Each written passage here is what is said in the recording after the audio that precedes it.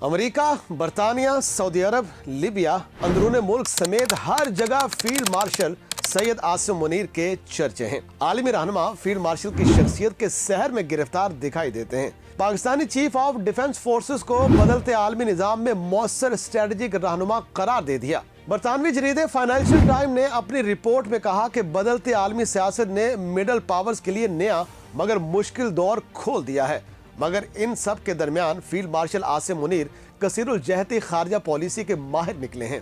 ان کے امریکی صدر ڈونلڈ ٹرمپ کے ساتھ بہترین ہم آہنگی ہے۔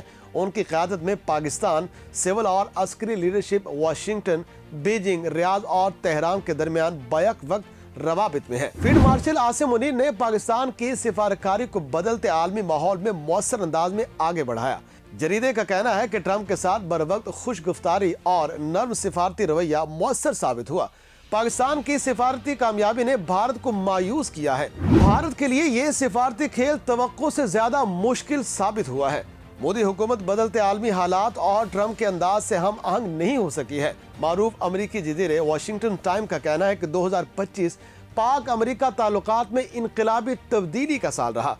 واشنگٹن کا انڈیا فرسٹ دور ختم ہوا اور پاکستان کو فوقیت حاصل رہی۔ ناظرین، امریکی پالیسی شفٹ کی بنیاد مئی کی پاک بھارت جنگ بنی۔ پاکستان کی ملٹری کارکردگی نے ٹرمپ کو حیران کر دیا ہے۔ مئی کی پاک بھارت جنگ کے بعد field marshal Asim Munir Donald Trump کے اندرونی سرکل کے سٹار بن کر ابھرے ہیں۔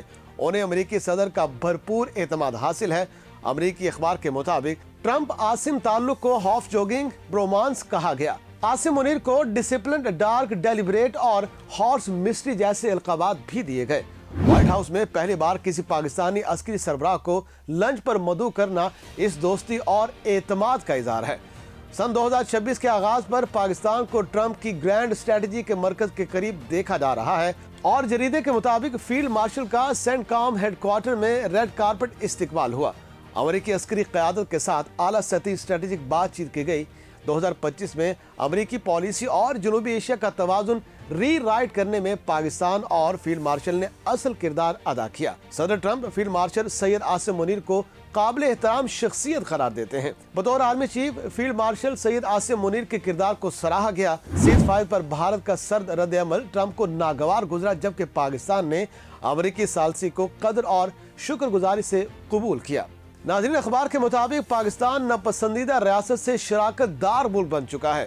ٹرمپ کی جنوبی ایشیا پالیسی میں پاکستان کو مرکزی ستون قرار دیا گیا ہے۔ ابتدا میں بھارت کو کواد اور دیگر فارمز کے ذریعے بالادست بنانے کی سوچ تھی اور اسلام آباد کو سائیڈ لائن کرنے کی توقع کی جا رہی تھی، تاہم بھارت کے سیاسی حالات، شخصی آزادیوں پر پابندیاں، غیر یکساں ملٹری پرفارمنس اور سفارتی سختی نے بھارت کو ریجنل اسٹیبلائزر کے طور پر مشکوک بنا دیا ہے۔ امریکی اخبار نے لکھا کہ پاک بھارت تعلقات میں پہلا پگھلاؤ خفیہ کاؤنٹر ٹیررزم ایکسچینج سے آیا۔ اس سے واشنگٹن کو سبسٹینٹو تعاون کا واضح اشارہ ملا۔ مارچ میں ٹرمپ نے قومی خطاب میں پاکستان کی غیر متوقع تعریف کی، جس نے واشنگٹن میں پالیسی کا رخ بدل دیا۔ اسلام آباد نے موقع فوراً کیش کیا، ہر محدود تعاون غیر متوقع کریڈٹ میں بدلتا گیا اور فیصلہ کن موڑ پاک بھارت مئی جنگ کے بعد آیا۔ جریدے کے مطابق Pakistani discipline, strategic focus, asymmetric capability کو امریکی توقعات سے کہیں زیادہ قرار دیا گیا ہے۔ اسی لمحے پاکستان کو دوبارہ سنجیدہ ریجنل ایکٹر کے طور پر دیکھا جانے لگا۔ مئی جنگ کے بعد ٹرمپ کے لیے اسٹریٹجک نقشہ ری ڈرا ہوا۔ پاکستان کو جنوبی ایشیا ویژن کو اینکر کرنے والا ایمرجنگ ایسٹ قرار دیا گیا۔